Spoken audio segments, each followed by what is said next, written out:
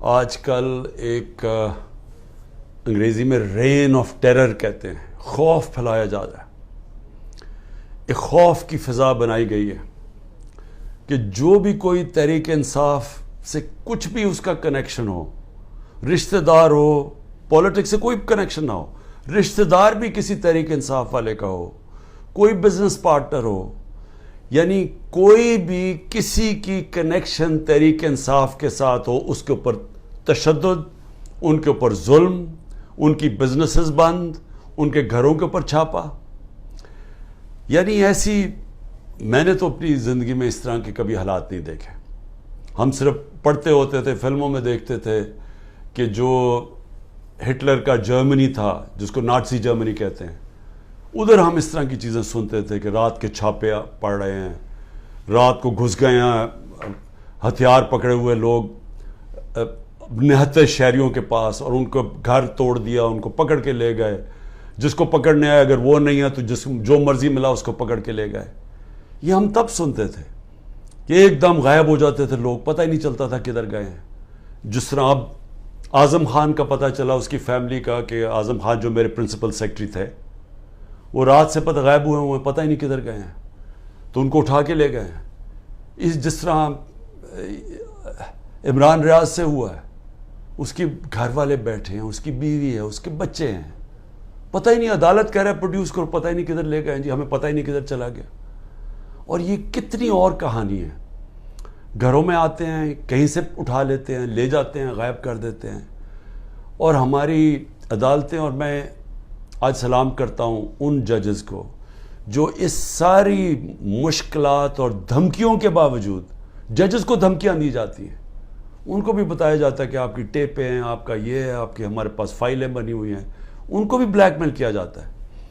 تو اس کے باوجود کئی ایسے ججز کھڑے ہیں کہ اس کے باوجود وہ پورا انصاف دینے کی اور اپنے شہریوں کو پروٹیکشن دینے کی، ان کی حفاظت کرنے کی کوشش کرتے ہیں. اور میں نے تو خود دیکھا ہے ججز کو کہ کئی ججز کس طرح کھڑے ہوئے ہیں، ان مشکل بربریت کے دور کے اندر بھی وہ کھڑے ہوئے ہیں. لیکن جو مجھے افسوس ہے وہ یہ کہ کبھی بھی ہمارے ملک میں چادر اور چار دیواری کی اس طرح بے حرمتی نہیں ہوئی جو آج ہو رہی ہے. اور مجھے ایسے لگتا ہے کہ پلان کیا ہوا ہے، کہ آدمی سوچتا ہے کہ ٹھیک ہے جو مرضی کرنا کریں، مجھے کریں. لیکن جب گھر کی عورتوں پہ پہنچتے ہیں تو یہ بڑا مشکل ہوتا ہے ہمارے معاشرے میں کہ کوئی بھی آدمی پھر اس سے متاثر نہ ہو. اور میں آج ان کی بات نہیں کروں گا جو چلے گئے ہیں، میں ان کی بات کروں گا جو اس مشکل بربریت کے دور میں اور اس ظلم کے دور میں آج بھی کھڑے ہوئے ہیں. میں ان کو خاص طور پہ آج سلام کرنا چاہتا ہوں، کیونکہ مجھے خبریں آتی ہیں کہ لوگ کس مشکل سے گزر رہے ہیں، گھروں سے باہر رہ رہے ہیں، ان کی بزنسز بند کر دی ہیں، ان کے کاروباروں کے اوپر انہوں نے بند ہی نہیں کیا، ان کو نقصان پہنچایا جا رہا ہے کاروبار کو. ان کے جو ان کا روزی کمانے کے طریقے ہیں ان کے اوپر اٹیک کیا انہوں نے. ان کو پوری کوشش کیا انہوں نے کہ کسی طرح بس وہ جادو کے لفظ کہہ دے کہ میں تحریک انصاف چھوڑ رہا ہوں. تو ہر قسم کا پریشر ڈالا ہوا ہے. تو میں ان کو آج سلام کرنا چاہتا ہوں جن کے گھر توڑے ہیں انہوں نے، اور اس کے باوجود وہ بھی آج کھڑے ہیں، اور جنہوں نے اپنے بیوی بچے چھپا دیے ہیں کہیں، کیونکہ یہ عورتوں پہ پہنچ جاتے ہیں. اور میں کبھی نہیں سوچتا تھا کہ میرے ملک میں یہ وہ دور آئے گا کہ عورتوں کو استعمال کیا جا رہا ہے صرف ایک چیز، کہ کسی نہ کسی طرح عمران خان کا ساتھ چھوڑو. یعنی ایسی کبھی میں نے نہیں سوچا تھا کہ کسی ملک میں بھی ایسے ہوگا کہ صرف اس کو ایک آدمی کو شکست دینے کے لیے، یا ایک آدمی کو کیونکہ ہم نے کانٹا لگا دیا ایک آدمی پہ، وہ نہ واپس آ جائے، اس کے لیے ہر قسم کا حربہ جس میں عورتوں کو استعمال کیا جا رہا ہے، بچوں کو استعمال کیا جا رہا ہے. عامر مغل ہمارے اسلام آباد کے وہ ایک کارکن تھے. اب میں یہ آپ کو اس لیے بتا رہا ہوں کہ یہ کہا ہے نا کہ جی 9 مئی کو جو ہوا تو اس کی وجہ سے سزا مل رہی ہے. نہیں، یہ 9 مئی سے پہلے سزا مل رہی تھی. 9 مئی کو تو ایک بہانہ مارا گیا. اور میں پھر سے آج کہتا ہوں کہ جس وقت انڈیپینڈنٹ انویسٹیگیشن ہوئی، اور اس کے اوپر انڈیپینڈنٹ انویسٹیگیشن ہونی چاہیے، کیونکہ کسی کو حق نہیں پہنچتا جج، جوری اور ایکسیکیوشنر بننے کا. آپ کا ایک موقف ہے، ہمارا ایک موقف ہے. ہمارا موقف ہے کہ یہ پورا سیٹ اپ تھا، یہ پوری تیاری تھی، پہلے سے سب کچھ پری پلان ہوا تھا. جان کے مجھے اس طرح پکڑا گیا کہ ایک ری ایکشن آئے، اس ری ایکشن کے اوپر پہلے سے پلان بنا ہوا تھا. اگر پلان نہ بنا ہوتا تو ایک دم 10,000 لوگوں کو کون پکڑ سکتا ہے 2 دنوں کے اندر، جبکہ پہلے سے لسٹیں نہیں بنی ہوئی تھی، پہلے سے تیاری نہیں تھی، پہلے سے پولیس کو حکم نہیں دیا ہوا تھا کہ تم نے ادھر ادھر جانا ہے. یہ تو پہلے پلان ہوا تھا سب کچھ. اور ہم کہہ کے تھک گئے ہیں کہ کیوں نہیں اس کے اوپر انویسٹیگیشن ہوتی. سب سے پہلے تو پولیس چیف کو پکڑے. کیا تھا، یا آئی جی جو پنجاب تھا یہ دندناتا پھر رہا ہے، اس کو کیوں نہیں پوچھتے کہ کیا ہوا تھا؟ جب اتنی دیر 2 گھنٹوں کے اندر ایک قافلہ آ رہا تھا وہاں سے لبرٹی چوک سے، اس کو بھی نہیں پوچھا. اور وہ جو سی سی ٹی وی کیمرہ جو 100% لگے ہوئے ہوں گے وہاں کور کمانڈر کے گھر میں، وہ کدھر گئے ہیں؟ ان کے اوپر کیوں نہیں کوئی ایویڈنس آئی؟ کیوں نہیں وہ جو عسکری بلڈنگ جلائی گئی ہے، وہ آئی وٹنس ہے، اس نے کہا جو لوگ تھے وہ تحریک انصاف کے تھے ہی نہیں جو جلا رہے تھے. اس کے اوپر کیوں نہیں کوئی انکوائری ہوئی؟ ہمارے اپنے لوگ بار بار کہہ رہے ہیں کہ ایسے لوگ ہم نے دیکھے جو ہم پوچھتے تھے کہ کس پارٹی، ہماری پارٹی کے نہیں تھے، وہ لگے ہوئے تھے آگے لوگوں کو کرنے کے لیے. جہاز چوک میاں والی کے اندر وہ کوئی ماچس سے تو نہیں چل سکتا تھا، وہ جو سیبر وہاں لگا ہوا تھا. میاں والے کے لوگوں کو تو بڑا فخر تھا. کون وہ ہمارے آئی وٹنسز ہیں جو کہہ رہے ہیں کہ یہ 3-4 وہاں لوگ آئے تھے اور وہ بھڑکا رہے تھے اور انہوں نے لیڈ کر رہے تھے لوگوں کو، اور وہ پوچھ رہے تھے تم کون ہو. تو بہرحال ایک تو انویسٹیگیشن انڈیپینڈنٹ ہونی چاہیے. لیکن میں عامر مغل کی بات کر رہا ہوں. یہ تو ہوا 9 مئی کو. 8 مارچ کو اس کے گھر جاتے ہیں، عامر مغل گھر نہیں ہوتا. اس کے 5 بچے ہوتے ہیں، ایک بڑا ہوتا ہے، باقی سارے 16 سال سے چھوٹے، 10 سال تک. 5 کو اٹھا کے لے کے جاتے ہیں. 5 بچوں کو اٹھا کے لے کے جاتے ہیں، اس کی بیوی سے بدتمیزی کرتے ہیں. اور پھر عدالت میں وہ جاتا ہے، اور عدالت میں وہ بچے پھر چھڑواتا ہے 2 دن کے بعد. تو یہ تو بھی 9 مئی نہیں ہوا تھا، تو یہ کیوں ان کو اٹھا لیا؟ اور جو ایف آئی میرے پر 140 FIR کٹ چکی تھی 9 مئی سے پہلے، تو وہ کس وجہ سے کٹی تھی؟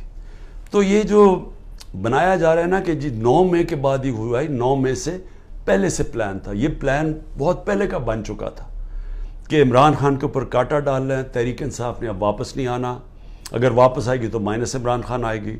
یہ پلان پہلے کا بنا ہوا تھا. مذاکرات میں نے شروع سے کہا تھا ہم تیار بیٹھے ہیں. جنرل باجوہ سے میں نے 2 دفعہ مذاکرات کیے، ٹیم بنائی ہوئی تھی جو ان سے مذاکرات کرتی تھی، صرف یہ کہنے کے لیے کہ یہ ہو ہی نہیں سکتا کہ اب ملک کی سب سے بڑی جماعت کو اگر آپ اس کے اوپر کاٹا ڈالتے ہیں تو پھر جمہوریت پہ کاٹا ڈال دیتے ہیں. یہ تو کہیں ہوتا ہی نہیں ہے. تو اس لیے مذاکرات کرتے تھے کہ ہمیں بتائیں کہ آپ کا کیا روڈ میپ ہے. جب جنرل باجوہ گیا اس کے بعد پھر مذاکرات کی پوری کوشش کی، ہمیشہ پیغام پہنچائے، کوئی جواب نہیں آیا، کیونکہ وہاں وہی پالیسی چل رہی تھی، وہی کاٹا ڈالا ہوا تھا. جب کاٹا ڈالا ہوا تو بات کیوں کریں گے کوئی؟ بات میں آج بھی کرنے کے لیے تیار ہوں، اور اس لیے کہ یہ عمران خان کی اب بات نہیں ہے، یہ پاکستان کی بات ہے. ہمارا ملک جس طرف جا رہا ہے، اس ملک میں کوئی امید نہیں رہ جائے گی لوگوں کی. 10 لاکھ پاکستانی پروفیشنلز ملک چھوڑ کے چلے گئے ہیں. پاکستان کے ڈالرز ملک سے باہر انویسٹ ہو رہے ہیں. لوگوں کو پاکستان کے اوپر اعتماد ختم ہوتا جا رہا ہے، امید جا رہی ہے. اور اگر اسی طرح چلتا رہے تو آگے کوئی بھی ہوپ نہیں ہے. تو کوئی تو پلان ہوگا نا. چلے مان لیا عمران خان نہیں ہے، پی ٹی آئی ختم کر دی. جس طرح ابھی یہ کراچی کے اندر لوکل گورنمنٹ کا الیکشن کروایا ہے، اب اگر اس کو الیکشن کہتے ہیں تو اس طرح تو سارے ڈکٹیٹرشپس کے اندر ایسے الیکشنز ہوتے رہے ہیں جن کی کوئی اہمیت نہیں ہوتی، کوئی مانتا ہی نہیں ہے ان کو. تو یہ الیکشن کہ تحریک انصاف اور جماعت اسلامی کے ووٹ دیکھیں کتنی، 8 سے 9 لاکھ، پیپلز پارٹی کے 3 لاکھ ووٹ، اتنا بڑا فرق، اور وہ جیت جاتی ہے پیپلز پارٹی. اور جس طرح وہ جیتی ہے پولیس کا استعمال کر کے. تو یہ تو کوئی الیکشن نہیں ہے, اور اس سے تو کوئی ملک کا فیوچر نہیں ہے, کیونکہ الیکشنز تب الیکشن مانے جاتے ہیں جب جس ملک میں رول آف لا ہوتا ہے, جس ملک میں انصاف ہوتا ہے, تاکہ جب انصاف ہوتا ہے وہ پھر صاف اور شفاف الیکشن کرواتا ہے. اس ملک میں عدلیہ ان کے حقوق کی حفاظت کرتی ہے, وہ پھر ملک آزاد ہو جاتا ہے. جمہوریت کا صرف مقصد ہی ایک ہوتا ہے, آزادی دینا. جمہوریت کے اندر اگر لوگ آزاد نہیں ہیں وہ جمہوریت نہیں ہے. اور جمہوریت کے اندر آزاد ادارے ہوتے ہیں, آزاد الیکشن کمیشن ہوتی ہے, آزاد عدلیہ ہوتی ہے, وہ لوگوں کے حقوق کی حفاظت کرتی ہے. جب لوگوں کے حقوق کی حفاظت کی جاتی ہے, فنڈامنٹل رائٹس کو پروٹیکٹ کرتے ہیں, قوم آزاد ہو جاتی ہے. اور آزاد قوم وہی اسی کی پرواز اوپر جاتی ہے. میں آپ کو مثال دیتا ہوں, ایسٹ جرمنی ویسٹ جرمنی, دوسری جنگ عظیم کے بعد ایسٹ جرمنی کے اندر ڈکٹیٹرشپ آ گئی, ویسٹ جرمنی میں جمہوریت آ گئی. جب 50 سال کے بعد ایسٹ جرمنی آزاد ہوتا ہے اور اکٹھے ہوتے ہیں تو ایسٹ جرمنی پیچھے رہ جاتا ہے, ویسٹ جرمنی اوپر چلا جاتا ہے, ایسٹ جرمنی نیچے آ جاتا ہے. اسپین کی میں مثال دیتا ہوں, وہاں ڈکٹیٹرشپ آ گئی سیکنڈ ورلڈ وار کے بعد, فرینکو آ گیا, 30 سال ڈکٹیٹرشپ رہی, وہ پیچھے چلا گیا. اسپین سارا ویسٹرن یورپ جو ڈیموکریسی تھی آگے چلا گیا. Soviet Union, second world war کے بعد دو بڑی طاقتیں تھیں, امریکہ اور سوویت یونین. اصل میں سوویت یونین نے نازی جرمنی کو شکست دی تھی, ان کے پاس طاقت تھی. اور وہی سوویت یونین کے اندر وہ ہوا جو آج پاکستان میں ہو رہا ہے, اور ادھر سے وہاں وہ آزاد ہو گئے. وہ آزاد تھے, مغربی سوسائٹیز, ویسٹرن یورپ, امریکہ, وہ آگے نکل گئے. سوویت یونین ٹوٹ گیا. کبھی کوئی معاشرے میں جدھر آپ آزادی اس کی ختم کر دیتے ہیں, اس کی آپ پرواز ختم کر دیتے ہیں. نارتھ کوریا, ساؤتھ کوریا ایک ہی لوگ ہیں. ساؤتھ کوریا دیکھیں کدھر پہنچ گیا, کیونکہ آزاد ہے, جمہوریت ہے. نارتھ کوریا کو دیکھ لیں, ڈکٹیٹرشپ میں کیا حالات ہیں اس کے. ابھی BBC پہ فلم آئی, وہاں لوگ بھوکے مر رہے ہیں, اور وہی لوگ ہیں. تو ہم ایک طے کر کے سفر یہاں تک پہنچے تھے. ہمارا آہستہ آہستہ ڈکٹیٹرشپ آتی تھی, پھر جمہوریت آتی تھی, پھر ڈکٹیٹرشپ آتی تھی, لیکن ایک ہمارا ذہن ایوالو ہوتا گیا, ہم ایک آگے بڑھتے گئے. ہم آخر میں اس چیز پہ پہنچے کہ بری بھی جمہوریت ایک ملٹری ڈکٹیٹرشپ سے بہتر ہے. یہ قوم اس نتیجے پہ پہنچ گئی. جنرل مشرف کا جو مارشل لاء تھا وہ لبرل تھا, اس کے اندر میڈیا کو آزاد کیا گیا. الیکٹرانک میڈیا مشرف کے دور میں آزاد ہوا. میں اپوزیشن میں تھا, میری آزادی رائے تھی, میں بول سکتا تھا. ہم پارلیمنٹ میں بولتے تھے, میں ٹی وی پہ چینلز پہ جا کے بولتا تھا, کیونکہ وہاں میڈیا نے اور میڈیا کے لوگوں نے پچھلے 30 سال میں بڑی جدوجہد کی اپنے آپ کو آزاد کرنے کے لیے.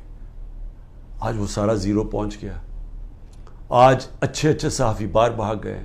ارشد شریف کو شہید کیا, صرف اس کی باتیں نہیں پسند آ رہی تھیں. عمران ریاض ابھی تک غائب ہے, پتہ ہی نہیں کدھر ہے, جس کی سب سے زیادہ یوٹیوب پہ ویورشپ تھی. باقی ملک چھوڑ کے چلے گئے ہیں. موہت پیرزادہ ملک چھوڑ گیا ہے, وہ ہمارے اوریا مقبول جان سنا وہ ملک چھوڑ کے چلے گئے ہیں. شاہین سبائی وہ پہلے باہر بیٹھے ہوئے, صابر شاکر وہ ملک چھوڑ کے چلا گیا. ان کے اوپر اور باہر کیسز کرنے شروع کر دیے ہیں. یعنی یہاں تو میڈیا کنٹرول کر لیا ہے, باہر بھی اب میڈیا کی آواز نہیں دیکھنا چاہتے. یوٹیوب کے اوپر اب ہر قسم کا کریک ڈاؤن ہے, سوشل میڈیا کے لوگوں کے اوپر کریک ڈاؤن ہے. جو کوئی ٹویٹ کرتا ہے اس کے پیچھے وہ ویگو ڈالا رات کو پہنچ جاتا ہے گھروں میں. تو میں یہ سوال پوچھتا ہوں کہ اس سے ملک کو کیا فائدہ ہو رہا ہے؟ ہاں آپ نے عمران خان کو تو باہر رکھ دیا, مجھے یہ بتائیں ملک کو کیا فائدہ ہو رہا ہے؟ کیا اس میں کوئی ملک کا مستقبل ہے کہ ہم سارا ریورس گیئر لگا کے وہاں پہنچ گئے ہیں جدھر ہم نے سب کچھ بند کر دیا ہے, اور ہم نے خوف کے ذریعے, ڈنڈے کے ذریعے ملک کو اب کنٹرول کرنے کی کوشش کر رہے ہیں, جس طرح ہم بھیڑ بکری ہیں. کیا اس سے لوگ کنٹرول ہو جائیں گے؟ کیا ہمارا یہ خیال ہے کہ یہ جو ہم اب جس طرف لے کے جا رہے ہیں کہ پاکستان کے بڑے بڑے نامور ڈاکو اوپر ملک کے بیٹھ گئے ہیں اور قوم کو کہیں کہ جناب یہ ہم نے فیصلہ کیا, یہ بیٹھے ہوئے ہیں اور اب آپ نے ان کی جس طرح بھی الیکشن جیتیں بس آپ نے ان کو قبول کرنا ہے. یہ یاد رکھیں گے یہی لوگ تھے جن کو جنرل مشرف نے جب اپنا مارشل لاء لگایا 99 میں تو ساری قوم کو بتایا کہ ان دونوں پارٹیز نے کتنی کرپشن کیا ہے. مجھے جنرل امجد نے جو پہلے نیب کے ہیڈ تھے ہمیں باقاعدہ بتایا گیا, اس نے ڈیٹیلز دی کہ ان دو پارٹیز نے کتنی کرپشن کی, ان کے پیسے کتنے باہر پڑے ہیں, اور ان دونوں پارٹیز نے بتایا دنیا کو کہ یہ کتنی کرپٹ ہیں. سر محل کا نواز شریف نے بتایا کہ وہ سر محل میں یہاں سے پیسہ چوری کر کے گیا. حدیبہ پیپر مل کا رحمان ملک پیپلز پارٹی والوں نے ایکسپوز کیا, یعنی ان کو اپنی کرپشن بتائی پبلک کو. پھر جنرل مشرف ان کو این آر او دے دیتے ہیں, یہ واپس آتے ہیں, 10 سال پھر بیٹھتے ہیں, ان کے اوپر اس دور میں کرپشن کیس بنتے ہیں. ہمیں بتایا جاتا ہے, ہمیں تباہی صاحب بتاتی ہے کہ ان کی کرپشن کتنی ہے.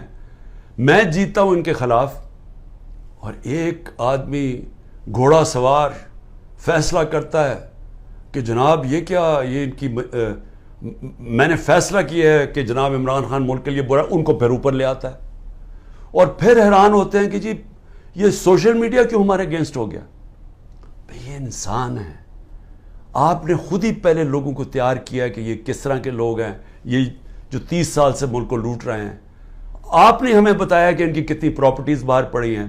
یہ جو ہیں یہ تو تھوڑی سی ہیں, باقی جو اور ہمیں پراپرٹیز بتائی گئی ہیں ان کی, اور ان کی کتنے انہوں نے بینامی پراپرٹیز لی ہوئی ہیں ملک سے باہر, کہ چوری کر کے ملک سے باہر پیسہ لے کے گئے ہیں.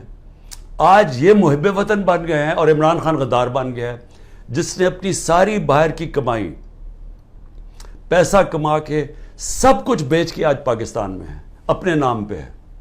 وہ غدار ہے. اور جنہوں نے چوری کر کے پیسہ ملک سے باہر 30 سال سے بھجوا رہے ہیں, حدیبہ پیپر مل سے شروع کریں, ان کے اوپر ڈاکیومنٹریز بنی ہوئی ہیں.